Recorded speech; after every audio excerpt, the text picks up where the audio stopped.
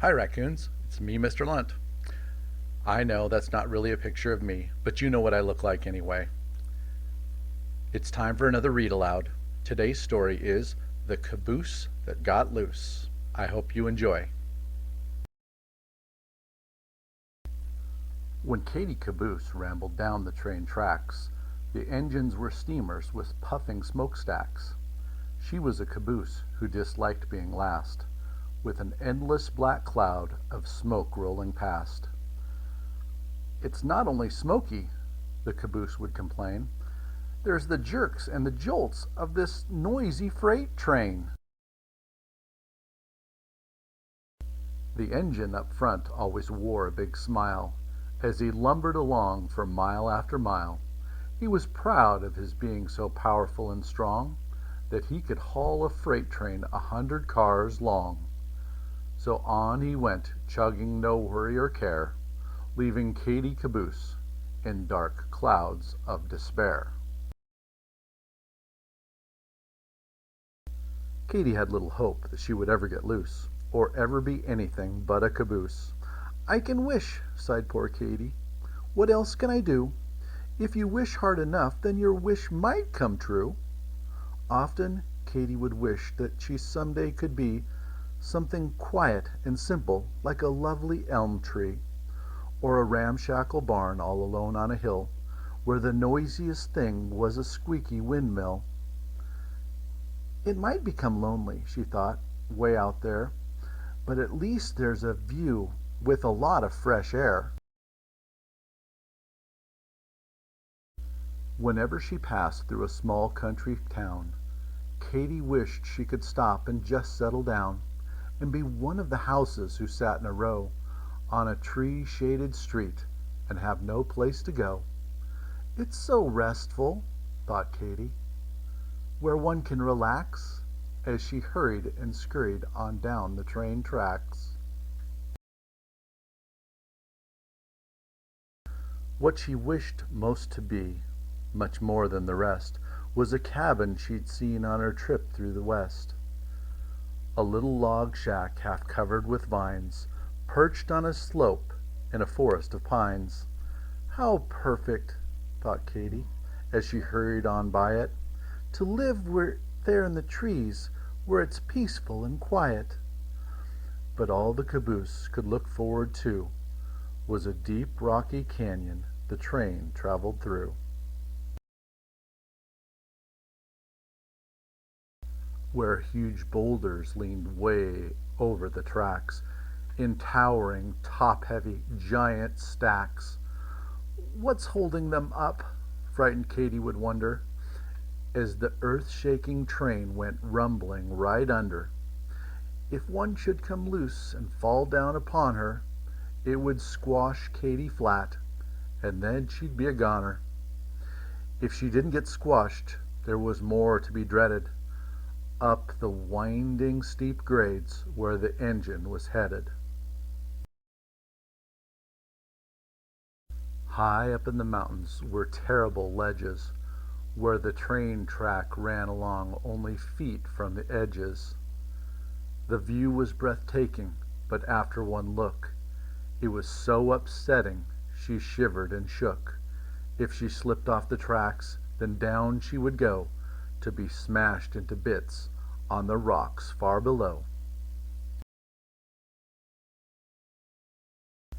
Then poor Katie received even more of a fright from a smoke-blackened tunnel as dark as the night, and she crept through the tunnel with a horrible thought that far back in the darkness she'd suddenly be caught by caboose-eating monsters who lurked all about.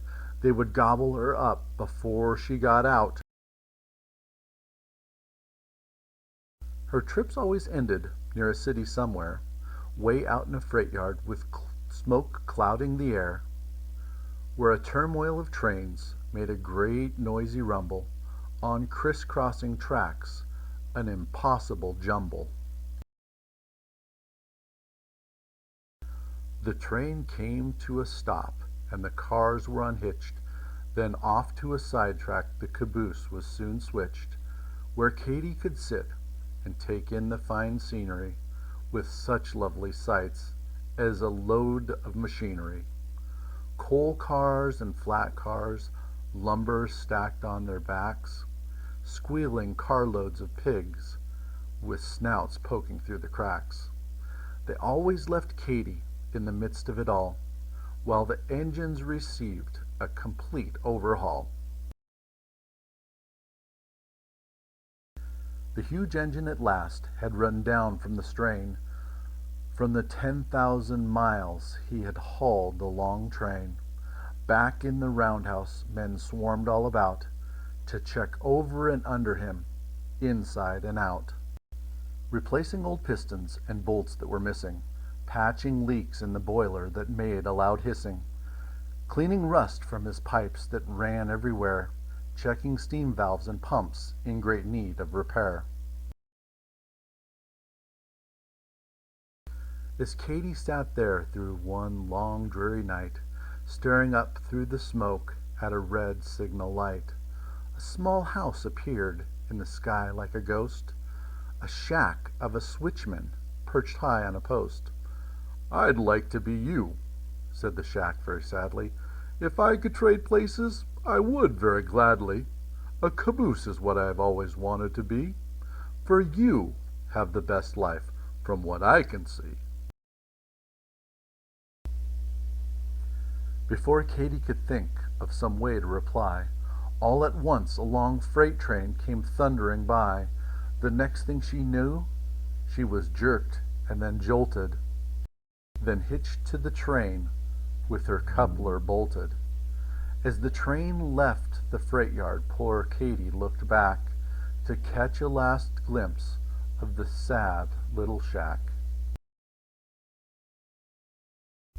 "From now on," Katy promised, "I shall never complain.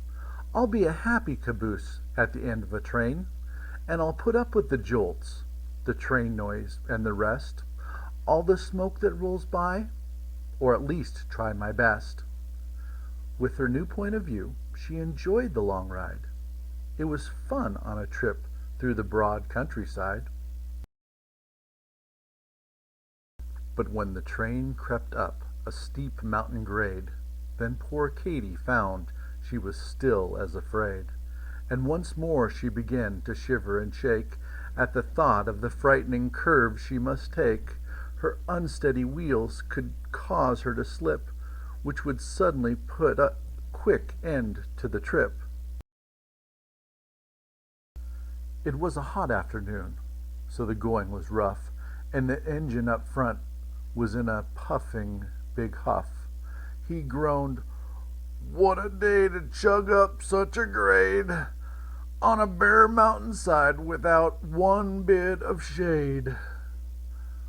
When he came steaming over the very last hump, he lunged with a fury that made the cars jump, all the way back to Katy, who got such a jolt that it snapped off a rusty old coupling bolt. She was free of the train. At last she was loose, and away down the track went Katy Caboose. On down the grade she flew faster and faster, straight for a curve and certain disaster. When Katy hit the curve, she took off like a kite, high over the treetops on her first and last flight. That would quickly have ended poor Katy Caboose if it hadn't been for two towering spruce.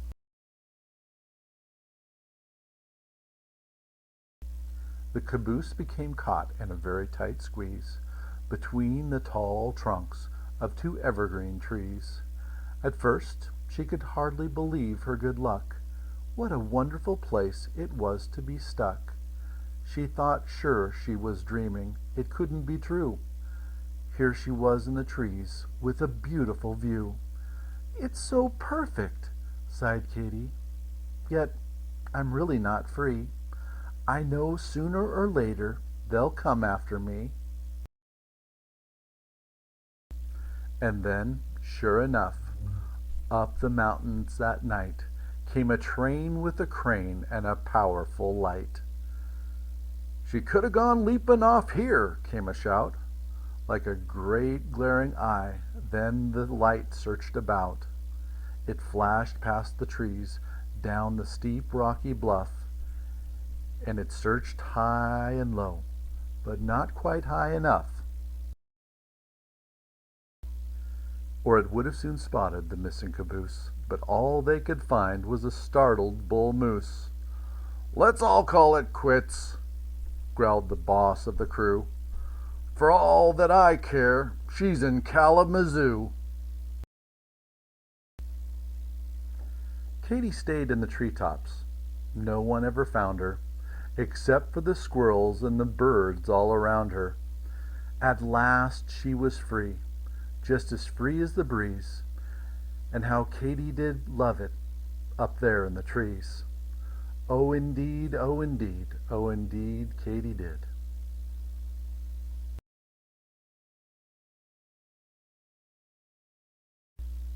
And that's the story of the caboose who got loose.